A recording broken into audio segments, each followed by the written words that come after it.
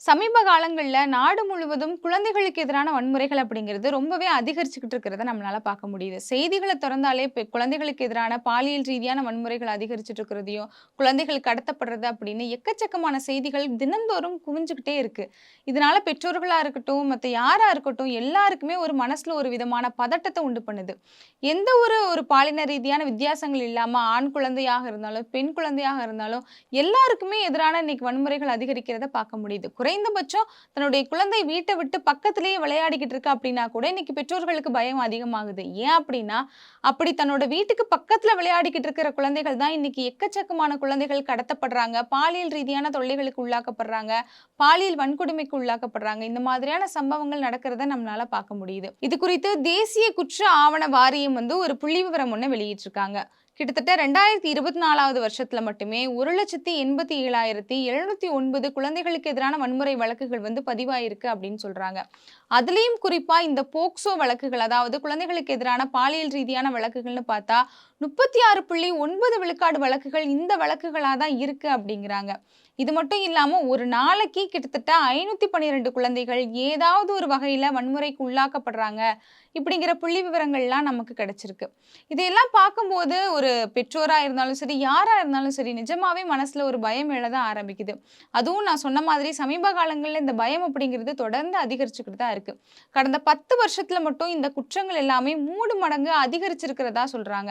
தமிழ்நாட்டுல கிட்டத்தட்ட 5 மடங்கு அதிகரிச்சிருக்கிறதா சொல்றாங்க. அதுவும் கோயம்புத்தூர் மாதிரியான தொழில் நகரங்கள்ல கடந்த 5 ஆண்டுகள்ல 5 மடங்கு இந்த குற்றங்கள்லாம் அதிகரிச்சுக்கிட்டு இருக்கு அப்படின்னு சொல்லியிருக்காங்க. பொதுவாகவே இது பெண்களுக்கு எதிரான குற்றங்களா இருந்தாலும் சரி, குழந்தைகளுக்கு எதிரான வன்முறைகளா இருந்தாலும் சரி, இதெல்லாம் நடக்கிறதுக்கு நெறைய காரணங்கள சொல்லுவாங்க.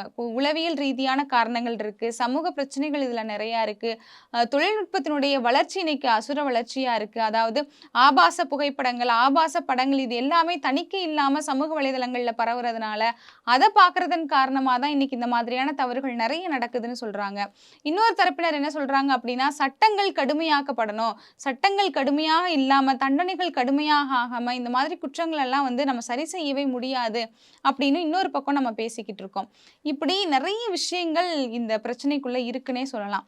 இதுல நான் சொன்ன மாதிரி ஏற்கனவே 94 விழுக்காடு இந்த மாதிரியான குற்றங்கள்ல பண்ணக்கூடிய குற்றவாளிகள் அப்படிங்கிறவங்க, அந்த குழந்தைகளுக்கு நெருங்குனவங்களா இருக்காங்க. அதாவது தெரிந்தவர்களா இருக்காங்க. பக்கத்து வீட்டுக்காரராவோ, உறவினராவோ, இல்ல ஏதோ ஒரு வகையில அந்த குழந்தைக்கு பரிச்சயமான ஒரு நபரா இருக்காங்க அப்படிங்கிறது தான் இதுல நம்ம பார்க்க வேண்டிய ஒரு மிகப்பெரிய ஒரு பிரச்சனையா இருக்கு. இதுக்கெல்லாம் காரணம் என்ன அப்படின்னா, நம்ம குழந்தைகளுக்கு நெறைய விஷயங்கள சொல்லிக் குடுக்கறது இல்ல. பெற்றோர்களே நெறைய விஷயங்கள தெரிஞ்சுக்காம இருக்கோம். இது குறித்தான விழிப்புணர்வுகள் இல்லாம போயிருச்சு. எது ஒரு நல்ல தொடுதல் எது, கெட்ட தொடுதல் எது அப்படிங்கிறத குழந்தைகளுக்கு நம்ம இன்னைக்கு சொல்லிக் குடுக்க மறுக்கிறோம், மறந்து போயிர்றோம். அது மட்டும் இல்லாம ஏன் குறைந்தபட்சம் மாதவிடாய் குறித்து கூட இன்னைக்கு குழந்தைகளுக்கும், மாணவர்களுக்கும் பள்ளிக்கூடங்கள்ல கூட பாடங்கள் எடுக்கிறது கிடையாது. அந்த பாடங்கள் எல்லாம் வந்தா கூட அத ஸ்கிப் பண்ணிட்டு போயிறக்கூடிய நிலைமை தான் இன்னைக்கும் இருக்கு.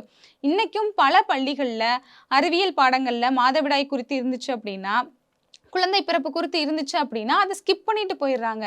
இப்படி ஒரு சமூகத்துல தான் நம்ம இன்னைக்கு வாழ்ந்துகிட்டு இருக்கோம். அப்படி இருக்கும்போது, இன்னமும் நம்ம எவ்வளவு விழிப்புணர்வுகள ஏற்படுத்தணும், குழந்தைகளுக்கும் சரி, பெற்றோர்களுக்கும் சரி, இந்த சமூகத்துல இருக்கக்கூடிய ஒவ்வொரு ஆண்களுக்கும், ஒவ்வொரு பெண்களுக்கும் எந்த மாதிரியான விஷயங்கள நம்ம சொல்லிக் குடுக்கணும் அப்படிங்கிறத நம்ம இன்னும் தெரிஞ்சுக்காம இருக்கோம். அரசாங்கங்கள் இது குறித்து எந்த நடவடிக்கைகள் எடுத்திருக்காங்க அப்படின்னு கேட்டா, ஒரு வழக்கு நடக்குது. அந்த வழக்கு நடக்கிறதுக்கான எல்லா நடவடிக்கையும் இந்த காவல்துறை எடுக்குறாங்க அப்படின்னா, அது ஒரு நல்ல விஷயம் தான். ஆனா, அந்த குற்றம் நடக்காம இருக்கிறதுக்கு என்ன நடவடிக்கை எடுத்திருக்காங்க அப்படின்னு கேட்டா, ரொம்ப சொற்பமான விஷயங்களா தான் இன்னைக்கு இருக்கு. தமிழ்நாட்ட பொறுத்தவரைக்குமே இந்த மாதிரியான குற்றங்களுக்கு 94% வழக்குகள்ல என்ன பண்றாங்கன்னா, உடனடியா எஃப்ஐஆர் பதிவு பண்ணி விசாரணை நடத்துற மாநிலங்கள்ல தமிழ்நாடு தான் இன்னைக்கு முதல் இடத்துல இருக்கு. அந்த வகையில நம்ம பாராட்டலாமே ஒழிய, ஆனா கள நிலவரத்துல இன்னைக்கு என்ன நடந்துகிட்டு இருக்கு? கடந்த 10 நாட்கள்ல குழந்தைகளுக்கு எதிரான வன்முறைகள் எவ்வளவு நம்ம செய்திகள்ல பார்க்குறோம். கடந்த 1 மாசத்துக்கு முன்னாடி எவ்வளவு பார்த்தோம்? போன வருஷம் எவ்வளவு பார்த்தோம்? கடந்த 5 வருஷத்துல நம்ம எவ்வளவு பார்த்தோம்? இப்படி தொடர்ந்து இந்த புள்ளிவிவர கணக்குகள் அப்படிங்கிறது ஒவ்வொரு ஆண்டுக்கும் அதிகரிச்சுக்கிட்டு இருக்கே தவிர, குறைஞ்ச மாதிரி நமக்கு தெரியல. இதுக்கு இந்த அரசாங்கங்கள் எந்த மாதிரியான நடவடிக்கை எடுத்திருக்காங்க அப்படிங்கிறத நம்ம சற்று உற்று நோக்க வேண்டியதா தான் இருக்கு. இது குறித்தான விழிப்புணர்வுகள இன்னும் அதிகப்படுத்தணும். இது குறித்து என்னென்ன பிரச்சாரங்கள மேற்கொள்ளணுமோ, அந்த பிரச்சாரங்கள மேற்கொள்ளணும். நம்ம எப்பவுமே சொல்ற மாதிரி சட்டத்த கடுமையாக்கணும், தண்டனைகள கடுமையாக்கணும். எந்த குற்றவாளியா இருந்தாலும் இந்த மாதிரியான குற்றங்கள் எல்லாம் நம்ம செஞ்சோம் அப்படின்னா, நம்மள வந்து தப்பிச்சு போகவே முடியாது அப்படிங்கிற ஒரு சூழ்நிலைய கொண்டு வரணும். இப்படி நெறைய விஷயங்கள் இருக்கு. இப்படி ஒவ்வொரு விஷயத்திலயும் அரசாங்கம் கவனம் செலுத்தி, இத ஒரு அவசர நிலை பிரகடனமா மாத்தி, இத சரி செய்யல அப்படின்னா, இன்னும் ஒவ்வொரு வருடமும் இந்த புள்ளி விவரங்கள்லாம் அதிகரிச்சுக்கிட்டு தான் இருக்கும். என்னதான் குழந்தைகளுக்கு எதிரா வன்முறைகள் நடந்ததற்கு பிறகு நம்ம நடவடிக்கை எடுத்தாலும் கூட, அந்த குழந்தை பட்ட அந்த காயம் அப்படிங்கிறது நம்மனால ஆத்தவே முடியாது. அந்த குழந்தையினுடைய எத்தனையோ வருஷ வாழ்க்கை அப்படிங்கிறது சின்ன வயசுலயே சுக்குநூறா உடையறத நம்மனால கண் முன்னாடி பார்க்க முடியுது.